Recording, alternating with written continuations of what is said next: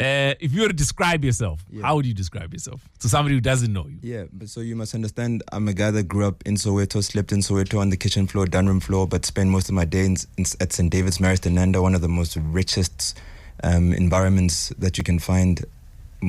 School in the entire continent.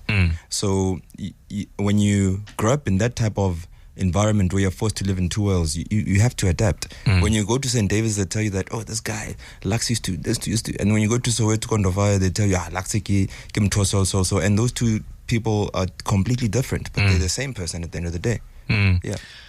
As far as I remember, I don't think I've ever met you, but you can remind me. Yeah.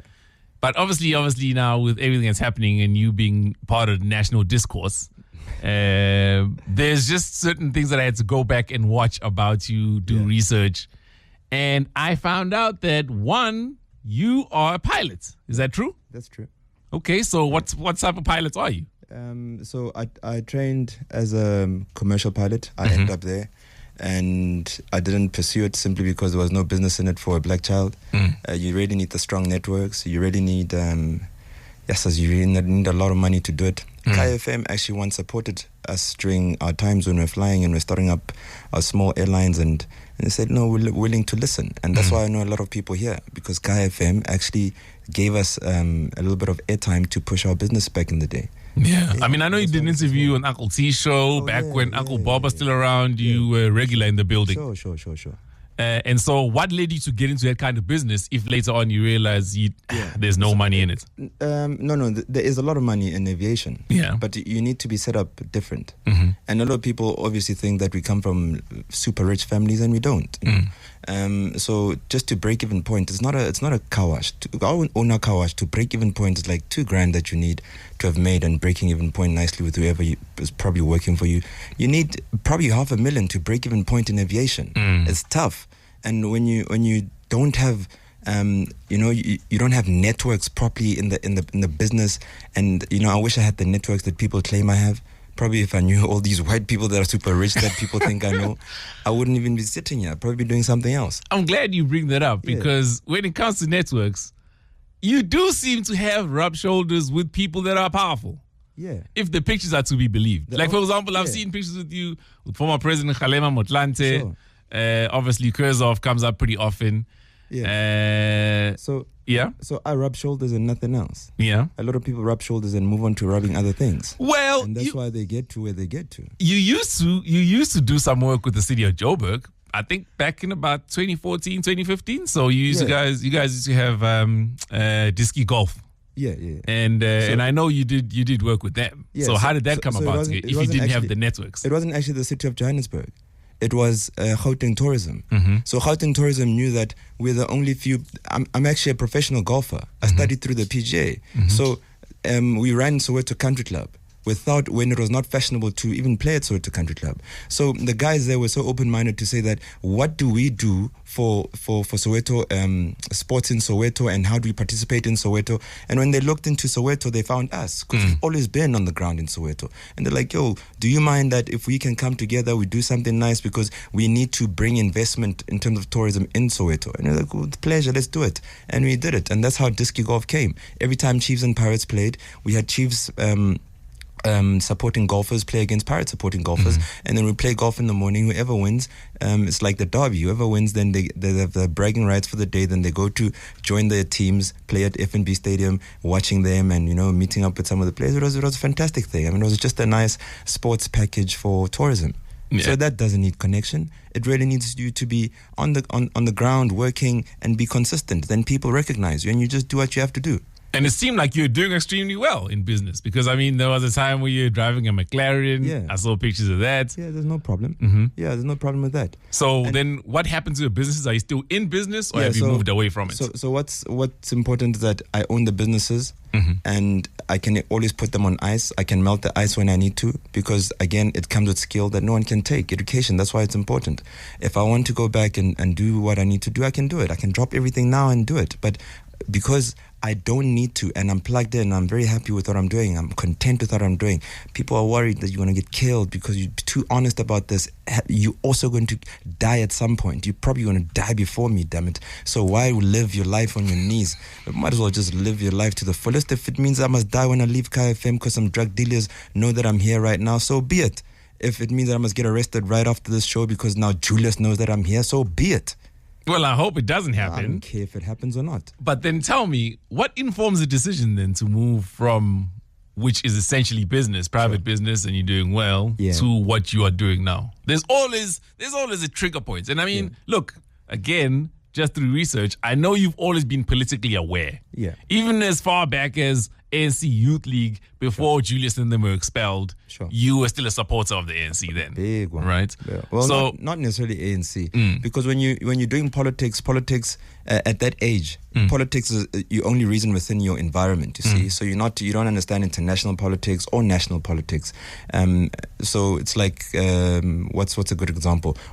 Our interest in politics was just what was happening in Go Rao. Now it's known as UJ. So we just would just fight Rao politics and make sure that we get what we want in our space in the campus, and life would go on. So that's what we regarded as politics. So it's really not an easy thing for me to answer if I was in politics before or not, because it was just one of those things. Like if you're an SRC and you're fighting for what the students want, and they're fighting through you, and you're the voice, the chosen voice. That was it. It wasn't really a thing that we go into conferences and we are voting for this president and we are taking that one out. We never did those type of things. But what informed the decision then to move into what you're doing now currently? So like I explained earlier on, I lived in two worlds, and that for a kid can be very traumatic. So I knew that when I graduated out of St. David's and I went to varsity, then you realize that these two worlds need to come together at some point. And why did the universe conspire for me to have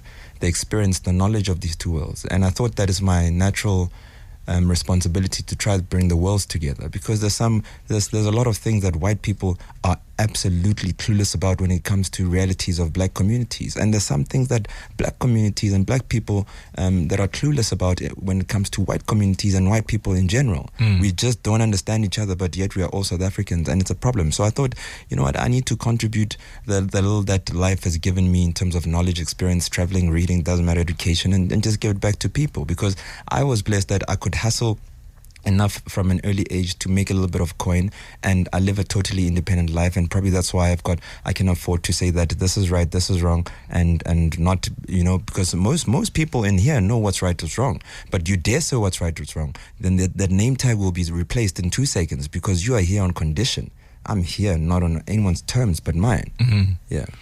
Join the studio by Nhlanhla Lux. You can give us a shout if you got any questions. 086 00959. You can send us a voice note as well. 063 688 0959. He'll be with us for the remainder of the show. Tell me something. Did you change your surname? No. So Nhlanhla Lux is not a full name. It's like how Pro had Linda Mkhize and Pro Kid. So what's your surname? Kimohlaudi. Oh, but then why do people call you Nhlanhla Dlamini? I'll explain another time. What's one Twitter family, politics family. Okay. Yeah, sure. On which side? Your mom or your dad's side? Mom's side. Oh, okay. Yeah, sure. Okay. No, understood.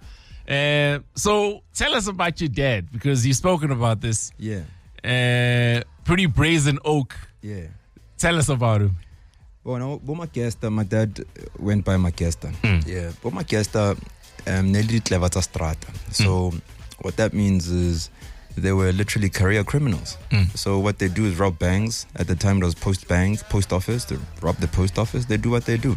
And their primary mandate was to support the liberation struggle through their criminal activities. And that was normal at the time, I guess. And they would steal cars just to transport things over the borders to go to different camps. They steal guns. They rob into... rob securities of their guns and take to camps, those type of things, So I know his personal life was also supported by the thuggery, by the criminal elements. So I don't remember him ever having a proper job until we sat down and he started business and he started trading. Had a club in the East and calmed down a bit because he was a little bit old now. So, and he passed away, unfortunately. And generally, sorry about that, by the way, I know it's been about a month. Sure. Generally, when people do that, they never tell their kids that that's what they do. Yeah. So the kids are none the wiser. Yeah. Did you know? Yeah, so they would plan the robberies next to me. So I don't know why the hell they would do that, but I guess it conditioned me to be a little bit different. And I don't take it for granted. I mean, some kids would probably say that they need psychologists and therapy sessions. I don't need none of that. It was just my reality, and I accept it, and I can continue from it. So, but there's a lot that he had to explain. He had to explain why the intercom at Parker's Primary School called me out of the class, and when I got to the office, before I even saw him, they called me, "Is that your dad?" I said, yeah, that's my old man. And I said, okay, we just wanted to verify because this man says he's your dad. I said, he is my dad. But what's the story here? Then he just has the refuse bags, the black ones, full of cash. And he's paying school fees for me in this lily white school from standard 1 till standard 5, grade 7, till I leave the school, and pays all the school trips and pays everything. And later on, because I mean it's a thing now, people are talking about it. He had explained to me, said, listen, but this he told me much later, not in that moment. So we had come straight from robbing a bank, and I knew that there'll be roadblocks to the hood because only us in the hood robbed the banks, the post banks, and we just drove to your school, and my share paid all your school fees because that's what I lived for, you and the country. I had nothing else to live for. He wasn't the flashy guy. My dad would probably have R1 million cash and still be eating papaka kalbis. He's that guy, and some of those values school can't teach you. So some of those things we do have, and we've taken from them. And that's why we know how to take care of the communities. Because let me tell you, the OGs used to take care of communities. And come back with whatever it is from what they took wherever, and come make and improve the communities. It's exactly what they did. And I guess the love for helping people also came from him, and a lot from my mom, by the way, because they actually both have similar characters when it comes to trying to help people. And I just took it from home. And I guess for me, it's just times 1,000. Yeah. Joined in studio by Nhlanhla Lux. As you can hear, he's going to be with us pretty much until the show ends. If you've got any questions, you can give us a shout, 086 00 959. You can send us your WhatsApp voice notes as well, 063 688 0959. Welcome back to Kaya Drive. A very different kind of show today. We've got a guest in studio, Nhlanhla Lux. And before the break, he was telling us about his dad and how much he had an influence on him. And it's ironic now because what you're involved in is actually fighting crime in your neighborhood, right? Yeah. So how did Operation Dudula begin? And maybe you can tell us about Soweto Parliament as a whole. Look, Soweto Parliament is a platform that we put together that is non-political because, growing up in a township, as soon as you have confidence to challenge anything that's a social ill or anything that's to do with the community, then everybody just suggests, no, you must join this, what. So not everybody has an appetite for politics, to be honest with you, because politics is a different ball game, There's a young girl who's at UJ, who's doing her master's degree and just wants to contribute back, or maybe perhaps works as a waitress somewhere and just wants to contribute as well in the development of the township, but doesn't want to get into that environment where people are just shouting and, So we created Soweto Parliament so that we can do 3 things in our township. We can have political accountability, which also includes holding the law enforcement accountable for the development of the township, because we're sick and tired of seeing police being part and parcel of the crimes in the township, taking the 20 rand from drug dealers. This is the reality. I don't know why people don't want to speak about this, but anyway. When you say we, who is we exactly? Who's we in Soweto Parliament? Yeah, because you say we created it. So obviously it's yourself and who else? Look, I came up with the concept. I proposed it to the communities, and people joined, and different wards joined, and different people are doing different, are operating differently in different wards depending on the need of that ward. So when was this exactly? We have 10 years back now deep. We've got walls we've built for grannies as projects back in the day when we were still younger. And we've got, there's tons of projects that we've done in the communities. I mean, Soweto can stand up and tell you all about that. So it's political accountability, which is hold the councillors and government and police accountable. And the second one is economic accountability. We then say the businesses and the economy in our township must play a direct, deliberate role in the development of our communities, which also addresses the job issues, etc., etc. Just before Maponya Mall thing happened, we're actually talking to the delivery space in Soweto to say that we need to get merchants from the street corners to participate in this economy. And the guys, the foreign guys that are literally operating in that space, we're going to open the door and even teach some of these guys. It was done, discussed, and everything. So that's economic accountability. Social accountability is actually the most hardest, is when we hold each other accountable and say, but Sizwe, you can't do this. Sizwe, you've got a joint, but you know you have to close early, because then if the kids leave here at 6 on a Monday morning, we all look bad because they don't go to work. They don't. So it's these are very hard conversations to have, but we have them regardless. You know, even the letter, something that is underplayed in our black communities, the letter, small programs, teach the kids how to take care of their environment. I know politicians don't really focus on those things. They have other things to focus on, whatever those things are. But those are the small contributions that we've had and we continue to do as Soweto Parliament.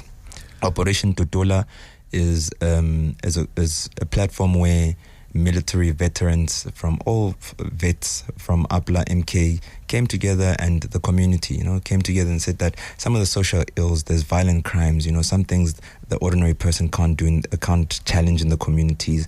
Then these guys are already sitting here with a lot of skill. How do we then come together to combat some of these challenges? And that's how Operation Dudula started. It's literally Dudula, meaning to eradicate, if I should put it in another language, to eradicate all our social ills and anything that is a problem in our communities that we feel that we don't have any avenue that we can reach out to and to get help, you know. So we said we must be super active citizens and not expect outside agencies to always come and save us. We must do things ourselves as well. And these people, whoever it is that will come, be it the president, be it the minister, MEC, they'll meet us halfway. We can't just sit and do nothing. And that's where all these things come from. So I think it must have been 1996, if not 1997. I remember there was an organization that was formed called PAGAD. Yeah. People Against Gangsterism and Drugs. Yeah. Originated in the Western Cape, and you know, obviously gangsters were a big thing there, and obviously Mandrax was a big thing there. But the thing with that organization is that they were very violent. They would go out there and behead people, and they wanted to make examples of drug dealers. Sure. Obviously, vigilantism not to be tolerated. That was my first time hearing of a vigilante group in the country. Yeah. How different are you guys from vigilante groups, if somebody calls you that? I'm sure, well, you know, a lot of people are trying to misconstrue what we actually are for the sake of whatever benefits they get out of it. But I don't think that we can ever be a vigilante group. You know, we take words for granted. There's a lot of people listening that don't know what vigilante actually means, but they also probably just use it on a daily basis. You know, when people are trying to enforce the law without authority, those people are just taking things in their own hands and without even, you know, guidance from. So that's just a loose explanation of what a vigilante group would generally do. So we are not by any means that, because if you Google anything that's to do with Operation Dudula, you always see a cop in sight. So we always have an operation that's planned with SAPS and with Metro Police, and all our marches we submit, and they're part of the operation. So that can't be vigilante. All our arrests, whenever we're successful with our arrests, SAPS handles the arrest. How's that being a vigilante? But people go on with it and really do not want to be honest about the fact that there is a gap in our country that nobody addresses, a white elephant in the room. And we were brave enough and confident enough to say enough is enough, and we challenging it alongside Put South Africa First and many other civic movements that are aligned with our thinking and philosophies. So you mentioned authority, right? And authority is a funny thing, because in the absence of any authority, then literally anyone can assume it. So a very good example, you would have seen a lot of roadblocks. I mean, so traffic lights aren't working right now, right? And so what the people who would ordinarily be begging at traffic lights have now started doing is they are directing traffic. 100%. And for me, it's been interesting to watch and observe that these are the same people you wouldn't pay attention to ordinarily. But now, all of a sudden, because they're directing traffic, they assume the authority, and people will stop when they tell them to stop, and they'll yield. And I think that's what's happening with you, because with you guys, under whose authority would you say you are operating and able to go there and make arrests or even search homes and businesses, etc., and so on. Yeah. So again, we do not search homes and businesses, etc., etc. That's just what people say, and people push the narrative. Why don't you just watch the video and make the decision without the noise of what you are actually seeing? Half the people are defining us from what they've heard, not what they've experienced, read, or seen. You see? So what I'm telling you now is very simple. So if you don't search your houses, then what do you do? We go in with the police. And if the police are there and we're doing it wrong, why aren't we getting arrested? You can't go into private property without a warrant. No. Then you must ask the police, because we all have our role. That's why it's a joint operation. If the operation has to do with the pavement, then Metro Police is activated, not SAPS, because Metro Police's jurisdiction are the bylaws. If it's to do with anything else, then SAPS knows when to activate itself. If it's to do with information coming from the community, we know better. Then we come. That's why it's a joint operation. So people, I do not understand with such simple English what they misunderstand from that. Yeah, so again, even if it was the SAPS themselves, they are not allowed to just barge into your house without a warrant. Yeah. So that is unlawful, even if it's SAPS. 100%. So maybe then you must call the commissioner and ask the commissioner why they authorized that part of the operation to happen, not Lux. So the commissioner does authorize it. Look, I'm saying you must ask them, hold them accountable, and ask that, listen, are you well equipped in terms of authority and everything and permits that you need for this type of operation? Because I can't answer for the men in blue, I can't answer for the men in brown, nor can I answer for the men in orange in the city of Johannesburg, the Metro Police. Yeah, but you are the person that starts the operation. Yeah, look, if you say to me that there's someone who is selling drugs, and what's your role in it? And I say, because I'm from the community side, I can get evidence, I can get videos, I can get Bokoko to come and tell us if that's true or not. I can get 100 people to sign an affidavit and sign so that it makes our case strong. What's your role in it, Sizwe? No, I work at KFM, so I can broadcast that no to drugs and it's a good drug campaign. What's your contribution, perhaps SAPS? No, because we've got the authority to arrest, to make sure, and if it goes bad, and then we'll be there to protect the community, because the community will also be there. How dare then do I respond to anything that's to do with SAPS, Metro Police, or anyone else? Well, let me explain, right? So if your objective is to uphold the law, there is the Criminal Procedure Act for that. Okay. So what you do is you then go and open up a case, which will be at whatever police station. Sure. A docket will be opened. They will then investigate the matter, right? Sure. They'll gather the evidence. Sure. And then the National Prosecuting Authority will determine, based on the evidence before them, whether they should arrest or apprehend that individual. Sure. That individual will then, they'll act accordingly. And then they'll be taken to our court system where they'll be tried. And ultimately, we'll know how things work. Yeah. So if you now circumvent that procedure, that is vigilantism. Okay. So you are also saying police of this country are vigilantes? Because I didn't say they're vigilantes, but police of this country do break the law, yes. Yeah, and so if you're saying you gain access to private property with the support of police people, then yes, you break the law with the police people. Do you know what's difficult with this conversation that we're having now? Is that's theory that we are now articulating. Theory versus real life. When theory meets real life, go in the townships and spend time in the township. Those things don't exist. It is people's human rights to have electricity. It's a basic human right to have food. Our people are living without food, without electricity. Let me bring it back to So this theory is all smart and amazing when it's spoken from the textbook, but it's not what reality is. So we need a government and we need law enforcement that can do better so that people like myself mustn't be questioned for the downfall of other people. It is not my problem that we have the problems that we have in the country. You and I have inherited the nonsense that is in the country. We've inherited the fact that our old people, you would know better, even you lived through it. Our families and our country, people have died fighting for equality. Now you and I and everyone else has this equality. You take a picture with a white man, it's a problem. You are captured, because you've got. Do you know how many people that listen to KFM have kids that go to lily white schools and all their photos? There are 3 kids in the classroom that are black and the rest is white. Are those kids captured? Malema's kids, to hold that Julius Malema's kids and most people in the EFF, their kids go to the St. David's. Voyane Pambo's child goes to St. David's. Is that kid captured? Hold on. I'm going to ask you to hold that thoughts because we need to go to news. Morning. But when we come back, we've still got another 2 hours of the show. So we're going to get to the bottom of that. Morning. Nhlanhla Lux is in the studio with us. We're having a discussion. In the last hour, people are saying things were getting heated. Twitter's saying, yeah. Now, why are you raising your voice? But essentially, you're speaking about how the theory of criminal procedure in our country and how things actually work out on the ground are very, very, very different. Yeah. So, what I'm hearing you say is that you have not got faith in our law enforcement. Is it the law enforcement that you don't have faith in, or is it literally our entire justice system? Our entire justice system. Okay. South Africans are not fools. We know what's going on, and we also must be blamed for it, because when the problem comes on into our houses, then we also make those phone calls. Yo, Ntwanaka is arrested. Do you know that cop? Do you know that cop? So that can't be right. It can't be right. So there's a lot of wrong in terms of the system. That doesn't. I mean, we wouldn't have so many drug dealers in our communities if the systems were actually as good as we all think they are. Okay. We wouldn't have all the social ills that we have. We wouldn't have a gogo being raped or gogo being killed and people walk free because their brothers are Sizwe. Come on, man. So there's a lot of, it's tough for the people in the townships. It's really tough.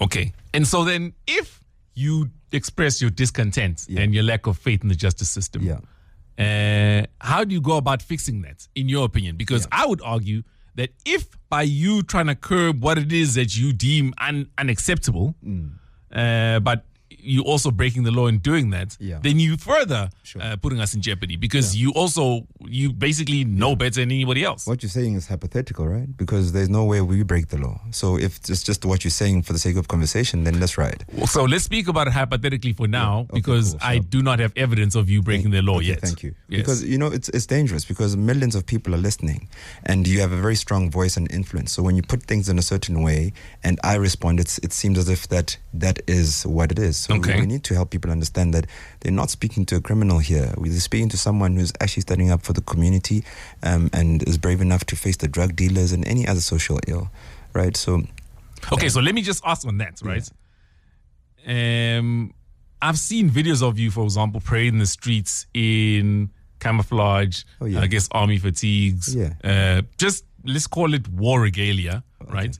Another word, but it's fine. Let's use it. But it is. Why else? It's fine. No, I'm saying. I mean, you know this language called English, and I could, if we're playing 30 seconds now, you would give me a synonym for war regalia. Yeah, you would. So you're not limited. Yeah, but when you do that, you're carrying arms. Are you not carrying arms? I'm not carrying arms. I'm dressed in the uniform. I'm not carrying arms. But I've seen you in videos carrying arms. What, during the Maponya protest? That was the only time you've ever saw me, because we were being shot at by R5s and R4s. But you're carrying the arms still. No, but you're talking about one video where we were being shot at and we had to respond. So you're speaking about hypotheticals. I've now given you a specific incident where you were carrying arms. No, I get Rabontan. We're not arguing. Yeah. We are now saying that if you're speaking about a specific incident, to make it clear so that even the listener can understand, we are now addressing this situation. Okay. Let's not just confuse listeners and go all around the show. So you were carrying arms. So by the way, we were all carrying arms, because the first night, the second night, we were shot at heavy, and the military came. That's when you saw us relaxing a bit, because we're already being supported and helped to defend Maponya Mode. There's never any other time. Actually, under it. So where were those arms from in that particular time? Yeah, well, everybody who was competent enough came with their arms and carried the arms. So are these legal arms or illegal arms? Come on, they're legal. I mean, even if they were not illegal, I'm an honest guy. Even if they were not illegal, I wouldn't tell you they're not illegal. So I'll tell you they're legal. But for the sake of you understanding, they are legal. Okay. Yeah. Okay. So then carry on. You're going to make your point. Yeah. So I was saying that I was speaking about how you deal with the issue of the lack of faith that you have in our justice system. So we partner with the justice system. We partner with, wherever there's a problem, we must partner with it. Don't just point fingers. The same way when I think that Sizwe has a problem, don't gossip about Sizwe and his problem. If Sizwe has a problem of being late all the time, let me ask the brother, why are you late all the time? You know, there's some people that often say the appointment is at 3 and they leave at 2:30, and it's just, they just don't get it. Like, you just get there even an hour before and you do your laptop work while you are there. There's zero chance of you running late because you're already there. And I talked to you about it, brother. Why are you always late? It doesn't look good. And you're so talented. The last thing I want is for people just to take your punctuality and make it an issue and override, which will put a dark cloud on top of your talent. But people don't do that. People want to do it the opposite, you see? So we partner with where the problem is. That's why we operate with the police, because we know there's a problem in our police. We know our police, some of our police members are on drugs. We know it. They live amongst us. They are our brothers. They take drugs.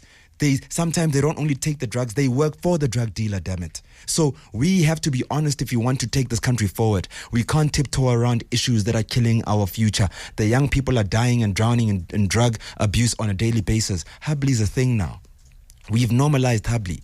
Do you know what Habli is? Is it only the tobacco that's flavored that's put in there? No, you can mild it out. If you live in a township, you understand that the kids can put some weed in it and they graduate and put some nyaupe in it. If I come and you guys are smoking, I'm like, I will be hooked on drugs before I know. I'll be hooked into your circle because I think that I don't know what's going on because no one has told me that I'm actually smoking drugs for the last 3 sessions. Until you tell me, yeah, Baba, you're not going to come here and ride on our drugs for free. So then only then I know I'm not hooked on you, I'm hooked on the drugs. Many kids, millions of kids in this country get hooked on drugs without knowing because the environment allows them. I hear that. But what I still haven't heard you say is you answering me how those actions of yours reintroduce the faith in the very same justice system that you say you don't have faith in. Yeah. So because if anything, I'd say it undermines the justice system. No. When you partner with people that have weaknesses to improve them, you are very shallow to think that it's undermining of them. It's not. It's empowering of them. Okay, wait. So let me ask you this.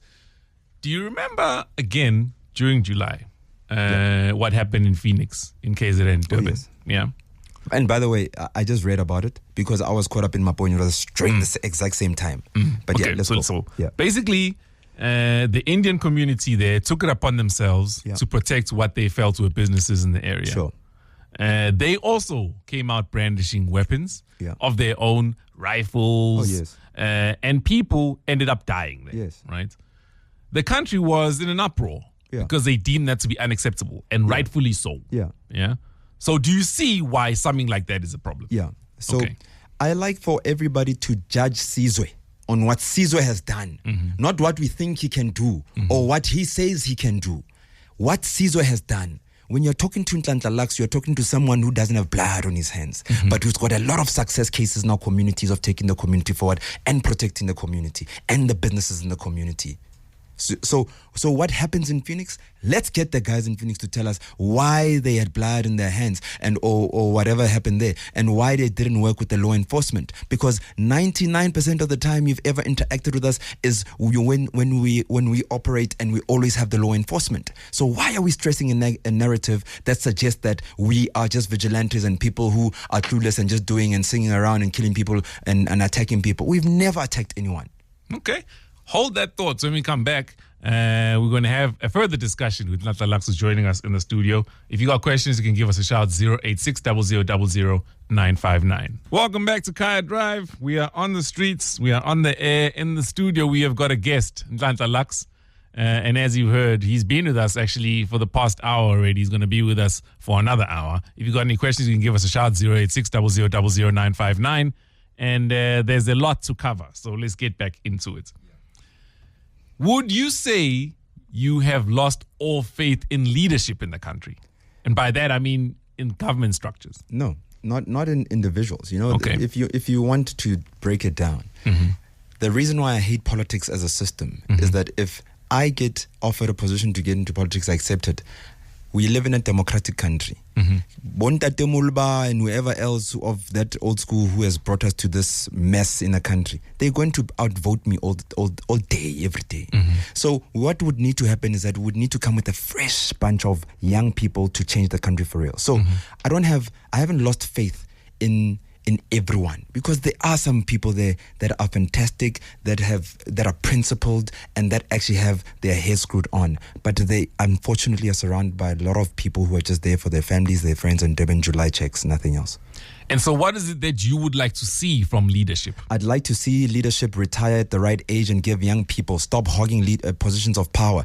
Give young people in private sector the opportunity to lead these companies. Give young people in politics an opportunity to take over these political parties, and give young people an opportunity to get into government and run the world and run the country with fresh minds and make decisions for a future that they will be a part of because they're young. Right now, majority of the people that are there making decisions won't be there in the next 15 years, actually even 10 years, some of them. So they will not be able to hold them accountable. Some of us are giving young people, we're giving birth, who are in debt, further debt, and this debt was not taken by them. You are seeing it in Soweto, not only in the country, that we are now owing Eskom billions of rands, and it's that debt came from Mandela and that loss of Nelson Mandela. How do I give birth to a child today and they're already in billion rand debt? Where must we navigate opportunity in this country if we're just being born in debt? So we need young people to take over regardless of the space. So what's your ethos then when it comes to leadership?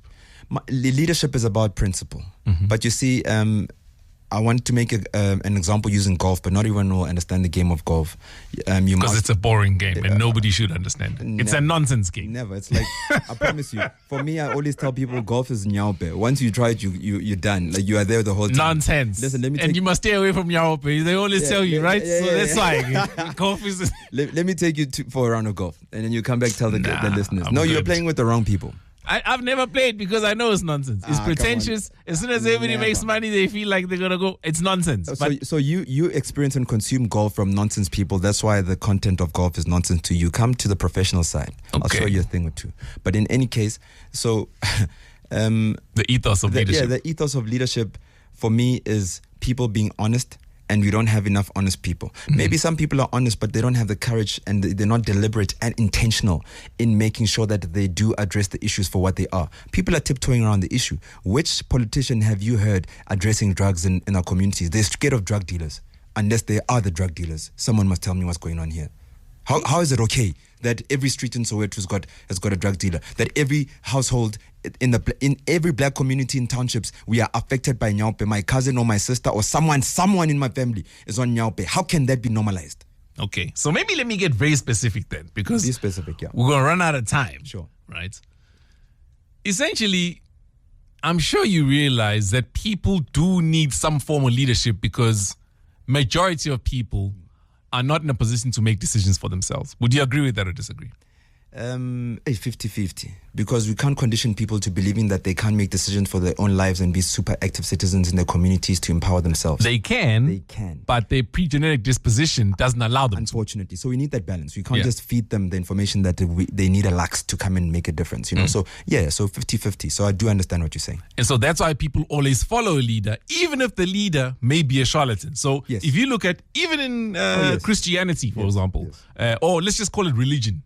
There will be a pastor so-and-so who's clearly taking advantage of people. There'll be a pro kid. There'll be a pro kid in music because he happens to be better and we all follow him and he changes the style. But the thing with pro is he wasn't leading people astray. The example I was trying to make was people who are leading others astray. All right. Yeah. But pro is another leader. Yeah. Luckily, he happened to be a good one, somebody that we can swear by, and he actually had the talent to back it up. Sure. Right? Yeah. Now, having said that, do you realize that your actions can influence somebody even from a distance just because of the prominence that you have and the platform that you enjoy? I certainly do. I understand that. And so when we have an economy such as ours, which is literally tethering, right? And we all know that when the economy is bad, people then have a propensity to commit acts of violence or crime. Yeah. Would you agree with that? I agree with you. You could equate that to a dry veld, right?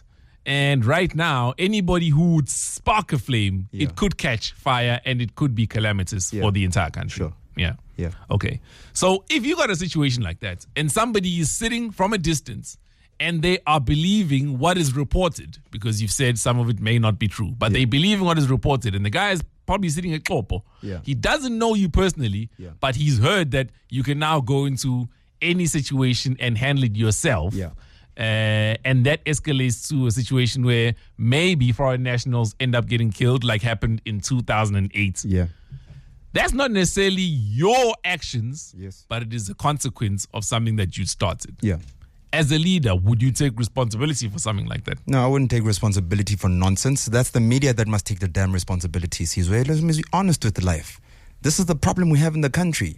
You just said that it's not me who's painting that narrative. So someone else is. And we know in this case it's the media, both traditional and social. So why can't we hold the media accountable for the false narratives that they're pushing down people's throats? So what I will take responsibility for is that because I understand that fine line that people might see what we are doing, regardless of where they were influenced or how they were influenced, we do it now. We go to communities that want to start their own movements and we teach them and we show them how to work with the law enforcement. I can give you community after community where we've been to say that we are launching this program here and it's now verified that you guys understand what to do, then fly.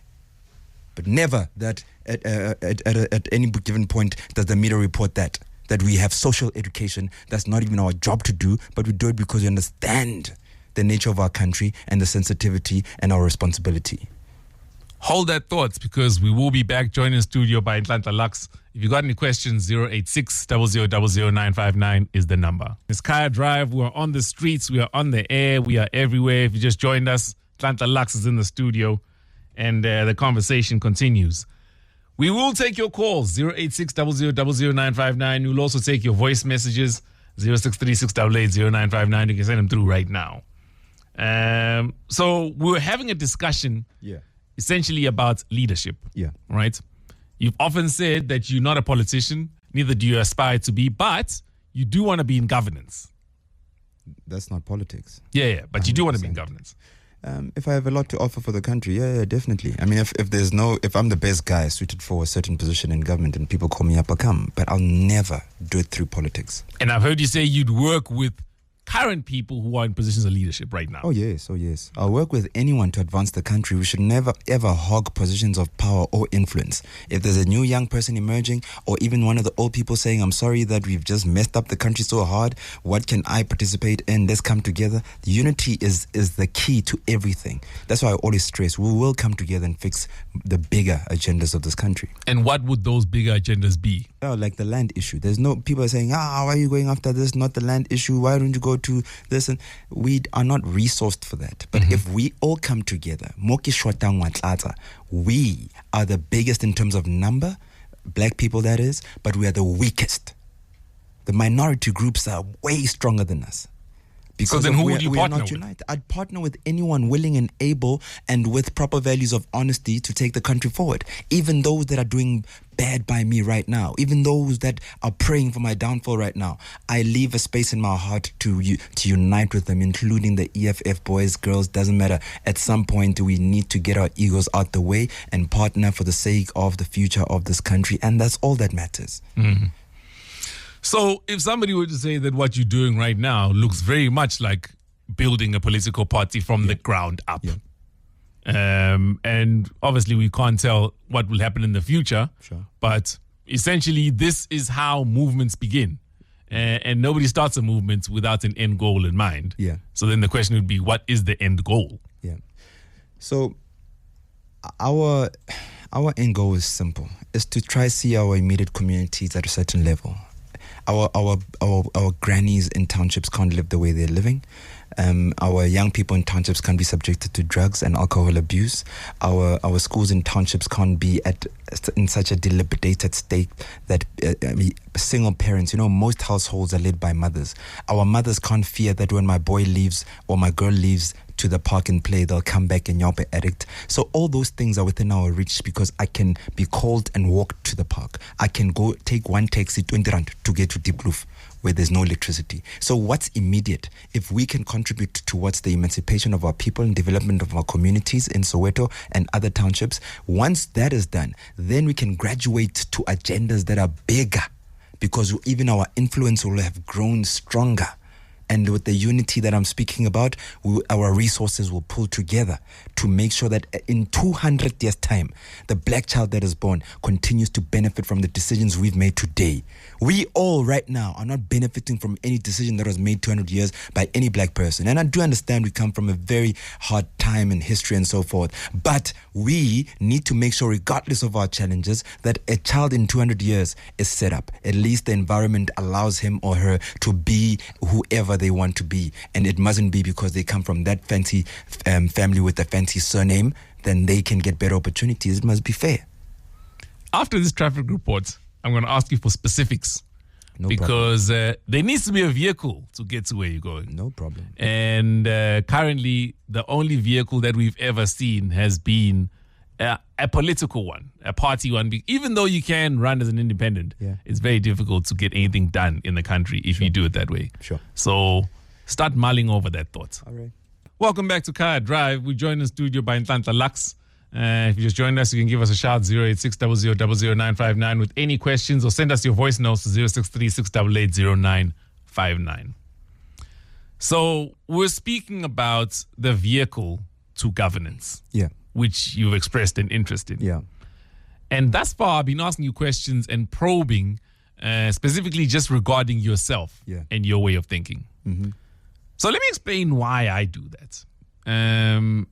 Majority of the people who support your movement have never met you, right? They get to interact with you via platforms such as this one. Obviously, social media is another. Sure. And because they've never met you, they don't really know what it is that inspires you, and they definitely don't know what your intentions are regarding the future, right? The only way we get to identify that is through a vociferous discussion. Yeah. Because it's very easy to sit there and say all the right things. And I appreciate it. I mean, literally, you can throw a stone and everybody will tell you what's wrong with the country. Sure.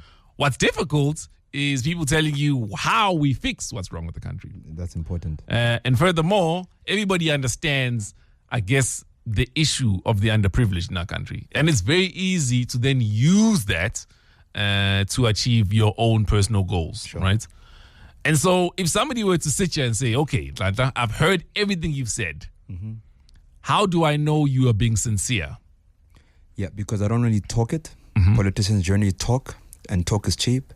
We live amongst the problems, and that's why we become part of the solution. Mm-hmm. We are not smart by any means. We are just practical and in touch with our people on the ground.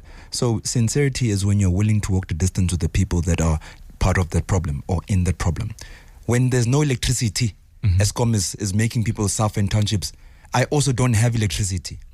When Gogo has a problem, her scream reaches my house, because you all know how our houses are set up. So I'm not getting called from Houghton or Sandton or Bryanston. I'm in Soweto. I have economic opportunity personally to be anywhere I want in this country, but I chose to stay and build up my dream house in Soweto.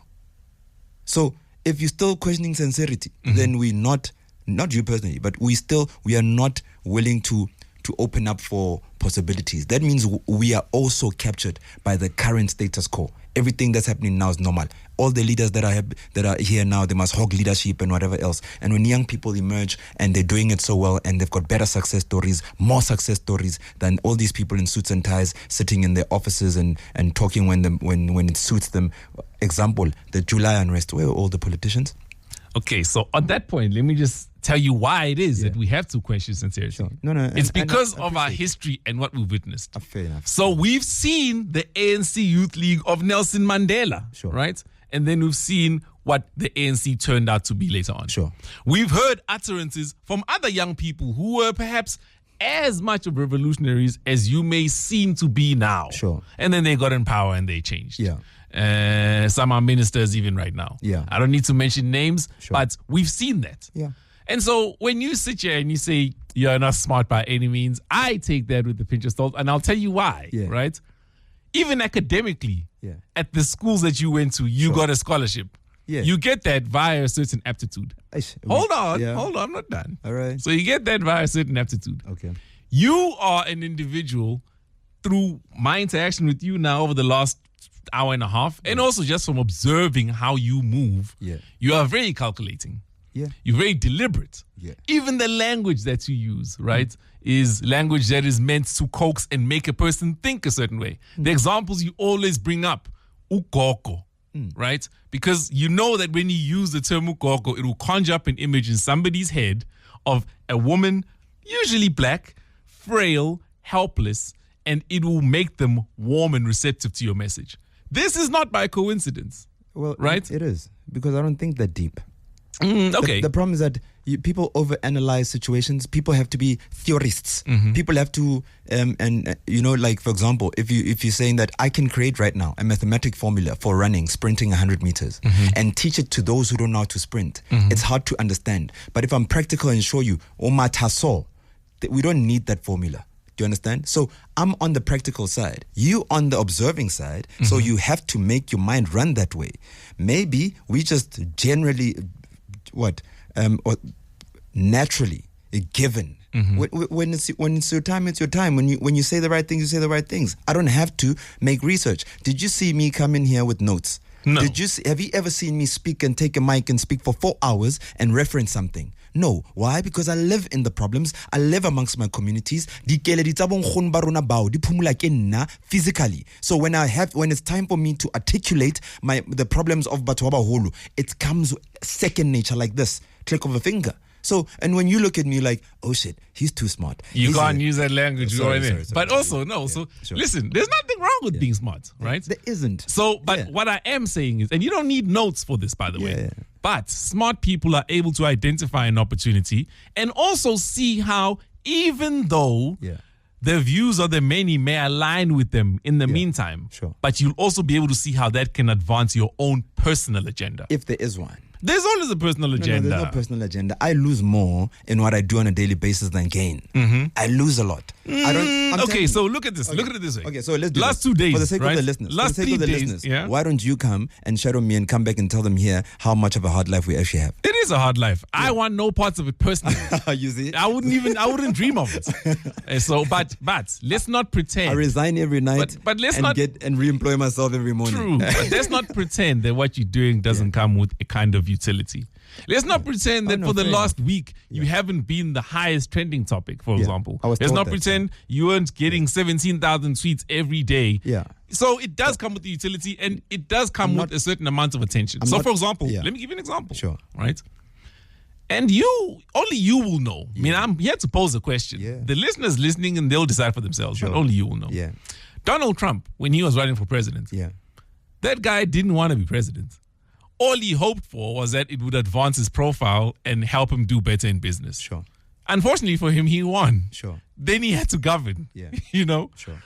This has advanced your profile. This is not a lie. It's a fact. 100%. Now, whether or not it's what you meant for it to do, again, I can't tell you. Yeah. But this is why I have to question the intention. Sure. So, mine is simple. I don't have any personal ambitions around what we are doing now, around what's happening now.